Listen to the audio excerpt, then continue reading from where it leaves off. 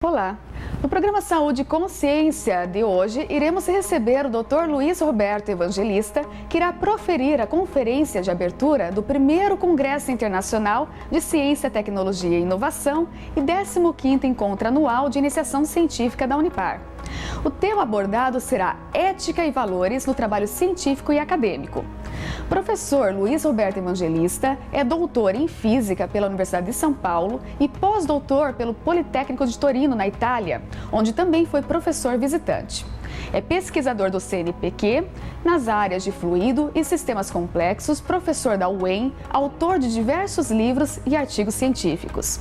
O programa Saúde e Consciência está começando agora, diretamente dos estúdios da TV Mais. Não saia daí, nós voltamos já.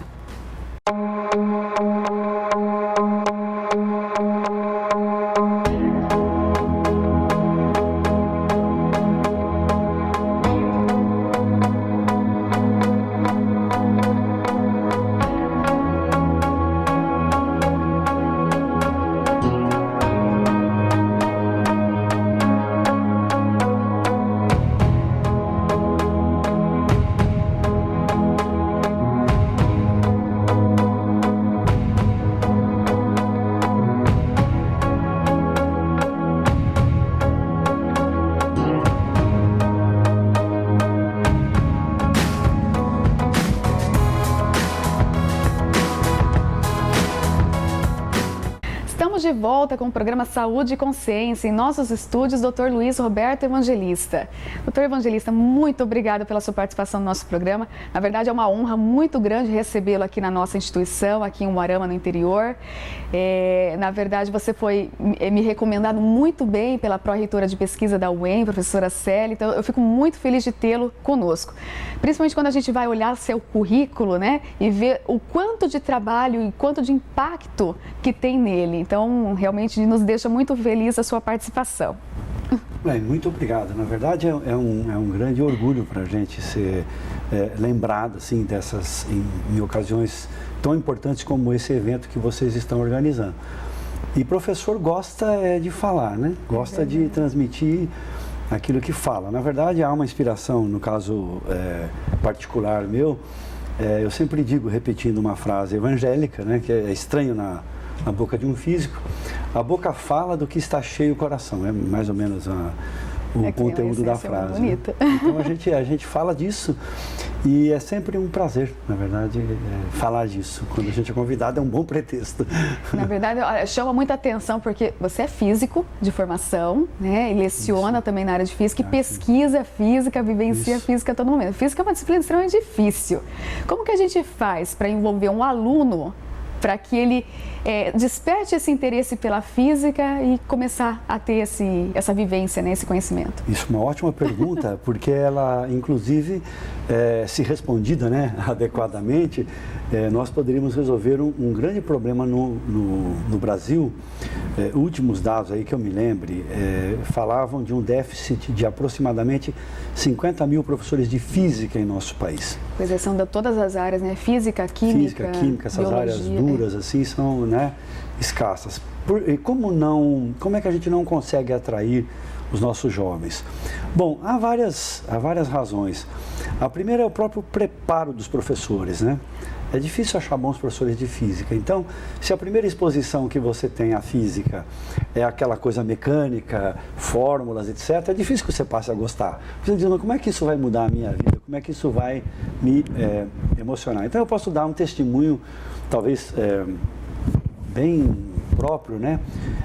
Sempre me intrigou, desde uma certa idade, eu vou dizer desde menino, mas eu não quero exagerar,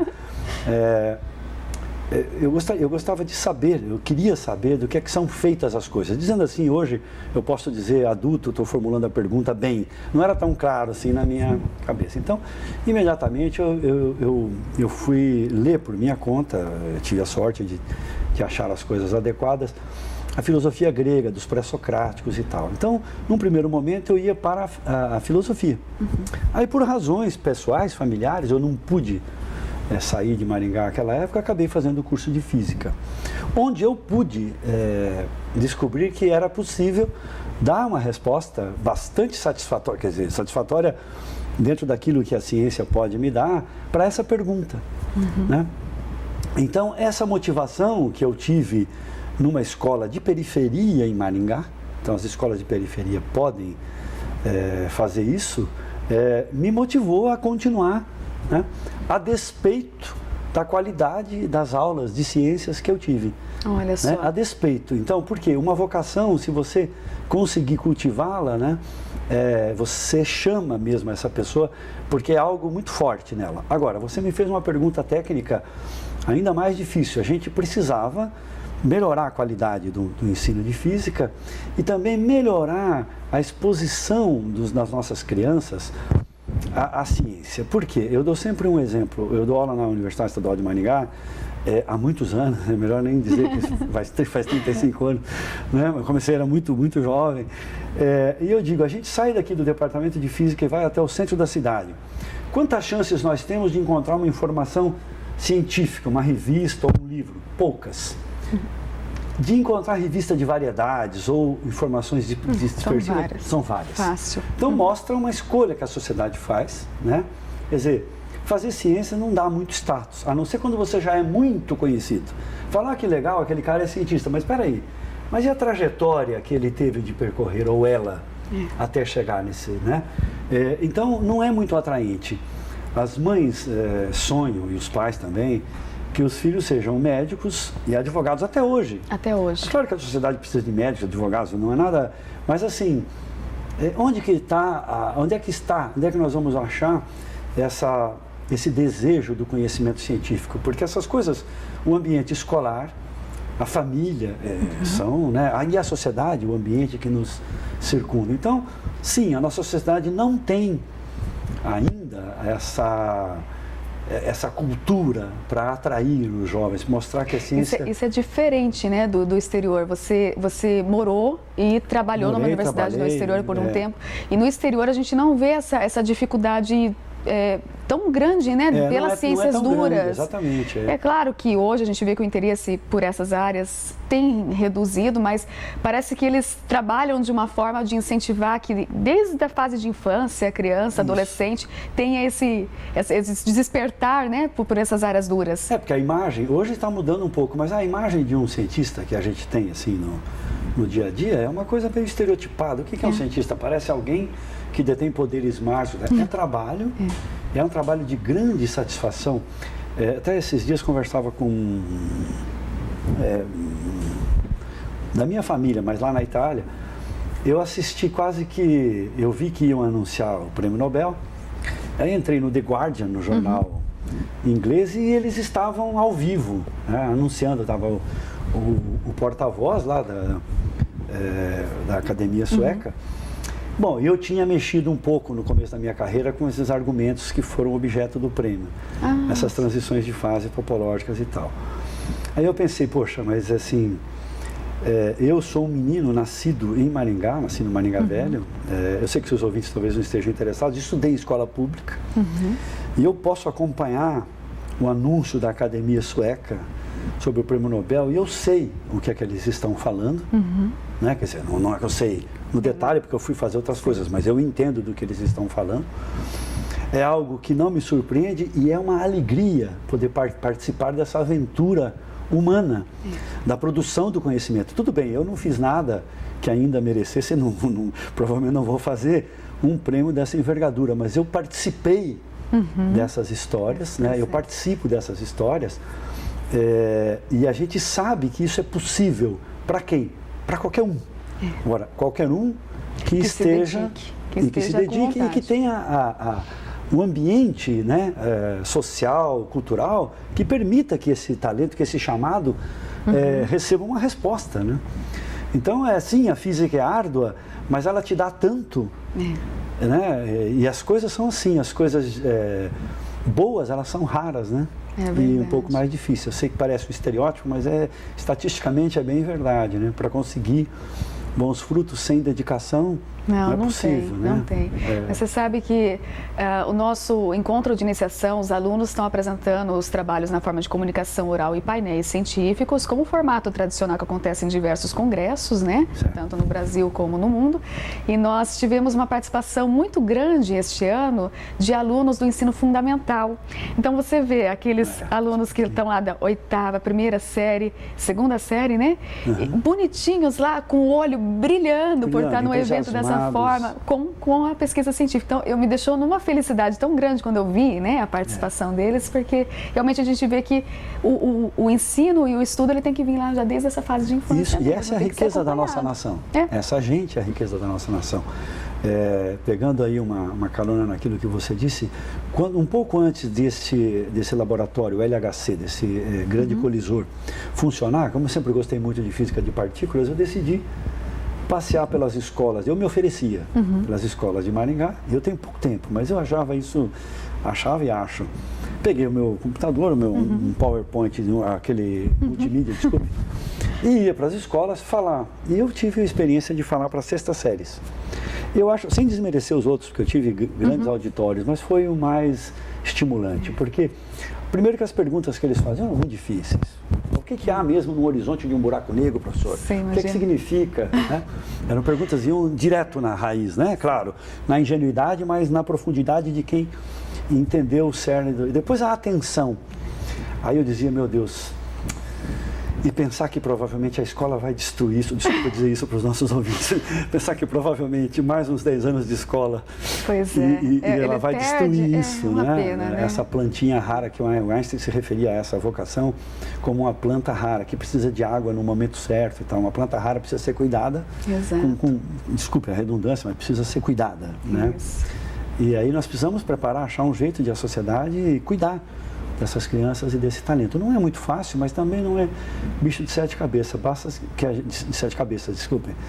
que a gente comece a criar um pouco mais de espaço, né, nos nossos ambientes, né? E aí a universidade tem um papel importante. Um evento como esses que vocês estão organizando, que a Unipar está organizando, não é retórico. Um evento desse é importante porque ele não dura só aqueles dias. Tem a preparação, a expectativa, o envolvimento, mas depois ficam esses frutos. A gente não sabe quanto tempo duram, sei que eles duram bastante, né? E a sociedade, de uma forma, se beneficia e assim isso se difunde, né? Vai permeando. Eu acho, então é bem-vindo, é por isso que a gente se sente feliz em... Em seu currículo consta que ele é um dos editores da revista, do grupo de revistas Nature e do grupo de revista da Physical Review. E nós vamos entender um pouquinho melhor qual é o papel do editor nessas revistas tão importantes, de tão alto impacto para a ciência mundial. Dr. Luiz Roberto, claro, por gentileza, você pode explicar para nós um pouquinho? Certamente. Bom, o Physical Review, vamos começar pelo Physical Review. A American Physical Society, a Sociedade de Física Americana, que é a maior sociedade de física do mundo, publica já há mais de um século uma série de revistas. E inicialmente se chamava Physical Review. Com o crescimento das áreas foram aparecendo o Physical Review A, B, C, o Physical Review Letters, que é uma revista de grande prestígio. Por exemplo, boa parte das pessoas, quando recebem o Prêmio Nobel, já que nós nos referimos no bloco anterior, os trabalhos são publicados no Physical Review Letters. A descoberta das ondas gravitacionais, por exemplo, feita por físicos, tem um artigo no Physical Review Letters. Né? Uma revista, então, de referência para a área. Isso é muito importante. E a revista, o Physical Review ele é uma revista da física, da American Physical Society, dedicada à física estatística, à física não linear, à física biológica, e aos chamados fluidos complexos, né? E aí há muitos anos eu sou um árbitro dessa revista. O que é o árbitro?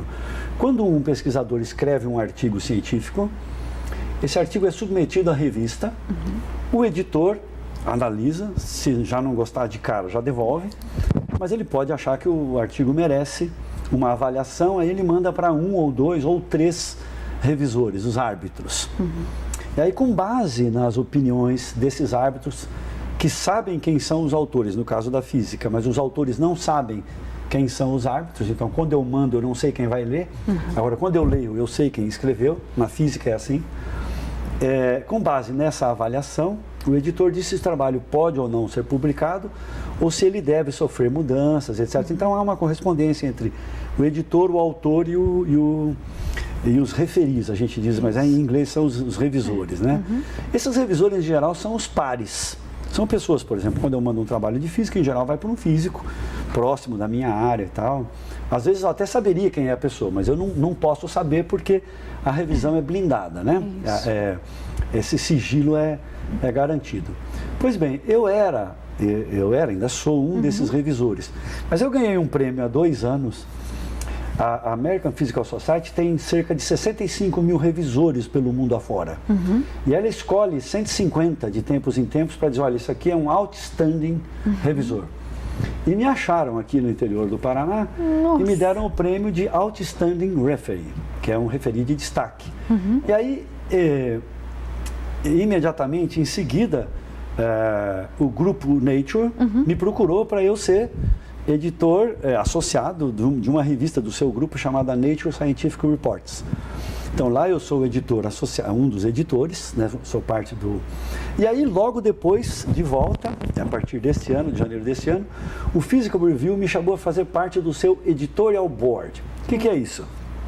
Então, o Physical Review tem esses árbitros, tem o editor e tem um corpo editorial que resolve os problemas. Então vamos imaginar que você tenha submetido um trabalho de física, o editor mandou para os revisores, há uma controvérsia, eles rejeitaram o seu trabalho, mas você acha, e você já esgotou todas as possibilidades, e você acha, porém, que merece uma última chance numa espécie de STF, né? Supremo Tribunal. Eu sou membro desse STF. Entendi. Então eles mandam para um dos membros para ver quem tem razão. Então a palavra final seria minha. Esse ano eu acabei de fazer um agora, recentemente, e você lê todos os reportes, todos os trabalhos, e você passa um tempo enorme e você dá o veredito final. E aí você é identificado, o autor sabe quem é você. Né? Isso no Physical Review, que é uma revista de física. A Nature, quando me convidou, foi para trabalhar como editor associado, assim, mas na área de física matemática, cálculo fracional, que eu me ocupo de cálculo fracional, fenômenos de difusão, cristais líquidos, etc. E aí, o que nós fazemos é esse trabalho de avaliação. Você, autora, submete um trabalho, esse trabalho chega até a mim como editor, então eu faço uma primeira avaliação. O grupo da Nature é muito rigoroso, você pode decidir de cara. As outras revistas também são assim, mas em geral são um pouco mais generosas porque elas dão a chance para o autor ser lido pelos revisores. O nosso trabalho no grupo Nature, ele é mais rigoroso nessa primeira etapa. Então você já recusa, você pode recusar logo ali sem apelo, né? Se você aceita, você escolhe um número de revisores, dependendo do trabalho, dependendo da proposta do trabalho. Porque às vezes o trabalho é tão bem focalizado que você não precisa de 3 revisores. 2 a gente usa como mínimo. Por quê? Porque se você entrar em contato com 2 revisores que também trabalham naquela área, o parecer é mais centralizado e tal, então é mais fácil de decidir. Quando o artigo tem um escopo muito grande, os autores se propõem a algo que eles acham que é realmente revolucionário, a cautela e tal indica que você deveria pedir a opinião de 2 pessoas, por exemplo, bem próximas do argumento e de alguém de fora desse grupo e um pouco mais de interesses mais gerais e tal, né? E aí o prestígio desse grupo Nature é sinônimo de qualidade. Certeza. Então quando você convida um revisor, ele também aceita, porque ele exibe no seu currículo que ele é revisor da Nature, né? E esse é um trabalho que a gente faz seguindo, eu estou simplificando aqui, mas seguindo, em linhas gerais é mais ou menos isso. Porque é importante que o nosso público saiba que a ciência tem uma característica que essa universalidade da ciência nos obriga a agirmos assim. Haveria outros modos de avaliar trabalhos, mas um modo mais consagrado se chama exatamente isso, como a senhora sabe bem. A chamada revisão por pares. Isso. Você escreveu, você disse que é um grande resultado, vamos ver o que é que os seus pares dizem. Agora, não há nenhum favoritismo, isso é muito importante. Então, professores muito consagrados submetem, professores e professoras, eu estou falando aqui no masculino, evidentemente estamos falando de pessoas que trabalham com ciência, né? Submetem o trabalho dizendo, olha, esse trabalho é muito bom e tal, vamos ver. Vamos ver, né? Exato. E às vezes um iniciante submete o trabalho, né, modestamente, se descobre que o trabalho é muito bom. Isso é muito importante, porque isso é um critério de qualidade. Se nós conseguíssemos colocar critérios de qualidade assim, em outras atividades sociais, por exemplo, na gestão pública dos negócios e tal, a gente melhoraria muito. Por quê? Porque a ciência não é feita para nós dois, por exemplo. A ciência é universal. Ela é universal. Então, se eu descobrir um belo de um fenômeno, ok, vamos ver, tem que servir para todo mundo. Se você me permitir, eu conto rapidamente. Uma vez eu fui convidado a fazer uma palestra inaugural, não como a de hoje, mas... E sabe, o professor é muito, no meu caso, vaidoso. O professor gosta de falar, como eu disse no início. E eu fui. E lá, uma senhora me interrompeu e disse, olha, eu sou capaz de levitar, professor. Ok. Sim, tudo bem. Excelente. Todo mundo é capaz de fazer tudo desde que seja. Fico feliz pela senhora. Se a senhora quiser ajuda, eu posso ajudá-la a escrever um artigo científico. A gente está acostumado. Só que se a senhora quiser que isso se transforme em patrimônio da humanidade, a senhora tem que transformar isso num artigo científico. Tem que submeter ao crivo dos pares. Porque eu não vou me pronunciar aqui, evidentemente, óbvio que eu não concordo que ela tenha feito, mas eu respeito. É importante para ela, ok, mas para ser importante para a humanidade, eu tenho que divulgar. Tem que divulgar. Se é ciência, tem que fazer parte do patrimônio universal. Se eu levito, desculpem a brincadeira, se eu levito em Maringá, tem que saber levitar na Tanzânia. Exato. Né? Tem que saber levitar na Austrália, onde eu tenho que dizer como é que se faz isso. Então, é claro que ela não topou a minha proposta. Vamos escrever um trabalho, vamos mandar para a Nature, vamos... Né?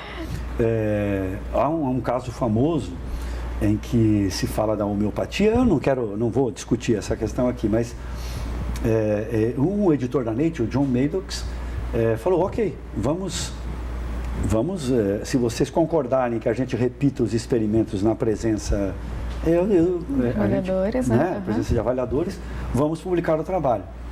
Bom, a história é complicada, mas assim, saiu um primeiro, logo em seguida eles conseguiram mostrar que mesmo sob vigilância, eles conseguiram replicar? Não, camuflar os resultados. Você tá e aí foi no segundo momento, quando fizeram uma contraprova, então essa o é a próprio importância, né? Hoje na palestra você vai falar sobre ética, isso Exatamente. É ética. Porque... A ética na pesquisa é isso, Nossa, não quer que o camarada não dá para camuflar seja santo, seria bom se todos nós fôssemos, né?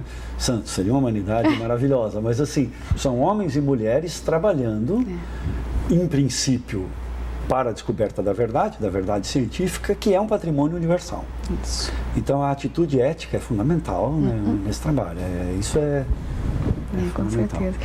Mas a grande pergunta de hoje, que não quer calar, que está aqui, borbulhando na cabeça, como que se publica na Nature? Então, é uma boa pergunta. É muito difícil responder. Eu poderia dar uma resposta um pouco mais fácil, se você me permitir. Como é que a gente sabe que como é que a gente melhora as chances de publicar os nossos resultados? Isso vale para a Nature, vale para as revistas boas, né? Bom, primeiro você tem que ter resultados, né? Ok, então os seus experimentos, as suas teorias, as suas conjecturas, o trabalho pode ser de várias naturezas, né? Mas a apresentação é muito importante, porque não é só uma questão de estética, é um respeito com o seu leitor. Então você coloca um título quilométrico, o leitor não lê, muito longo. Porque significa que você não foi capaz de resumir o cerne, você já deixa o leitor, né? Aí o resumo não é um resumo, é uma espécie de folha corrida do paper. Eu estou dizendo coisas óbvias, mas esse erro é a coisa mais com frequência. Comum, né? Quando você escreve depois uma boa introdução e um bom conjunto de conclusões, não é que você vai inventar, mas você tem que saber dizer para o seu leitor, olha, o problema é o seguinte, você vai dizer isso em poucas palavras. Esse problema análogo foi abordado por fulano, se foi, né? Em geral foi. Você está dentro de você vai contextualizá-lo. O que nós vamos fazer aqui merece que você nos leia Porque, diferentemente, sem criticar os outros, mas diferentemente de tudo que você vai achar por aí, nós aqui fazemos também então você tem que dizer o que você tem de novo, porque se você for só reproduzir os outros, faça um artigo de resenha. Também serve. Também dá. Eu quero te mostrar como é que anda aí a nossa pesquisa nessa área, então eu vou te contar o que os outros estão fazendo, mas aí não é um artigo para Nature, não é um artigo para o Physical Review Letters, não é um artigo para uma revista de grande fator de impacto, né? Então, os autores, e eu inclusive, a gente comete esses erros grosseiros de não fazer bem a escolha desse material básico. Então, a coluna dorsal do artigo, o título, o resumo, a introdução e a conclusão. Claro que não quer dizer que lá no meio você vai deixar tudo perdido. Mas lá no meio só chegarão aqueles que tiverem lido a introdução e tiverem sido convencidos de que vale a pena destrinçar o restante. Porque aí a parte técnica mais pesada você vai deixar para o meio. Às vezes você consegue deixar a mensagem bonita e colocar, a Nature tem muito disso, e muitas outras revistas também, material suplementar. Quer dizer, você não precisa ler aquilo no primeiro momento. Só se você no seu laboratório depois, aquela pesquisa te interessou tanto, que você vai precisar montar um equipamento parecido com aquilo, aí o material suplementar vai te ajudar. Mas então, o miolo do trabalho, chegam os que passaram pela introdução. Se você quer que o seu trabalho seja lido, isso você tem que perder muito tempo fazendo isso. É um trabalho de produção de texto. A gente se esquece, é muito comum, eu sei que estou me estendendo demais, mas alunos que estão fazendo tese, eles dizem, olha, agora é só escrever. Mas só escrever é uma coisa muito importante. Né? Faz metade do caminho, não sei dizer, é melhor não quantificar, mas é muito importante. A tal ponto que você pode perder um bom resultado vestido numa escrita mal apresentada. Né? Nós estamos chegando ao final do programa. Desculpa, eu me estendi, não, imagina, eu agradeço muito a sua participação. E você sabe o que chama mais atenção na nossa conversa de hoje é que a gente observa que, na verdade, dá, né? São brasileiros que conseguem publicar em revistas de alto impacto e ter essa participação efetiva. O professor é um exemplo, porque o professor da Universidade Estadual de Maringá aqui no interior do Paraná... me descobriram. Exatamente, participando de grupos de revistas importantes como essa. Então, parabéns, professor, muito bom. Eu que agradeço. Muito obrigada a você que nos assiste. Até a próxima semana.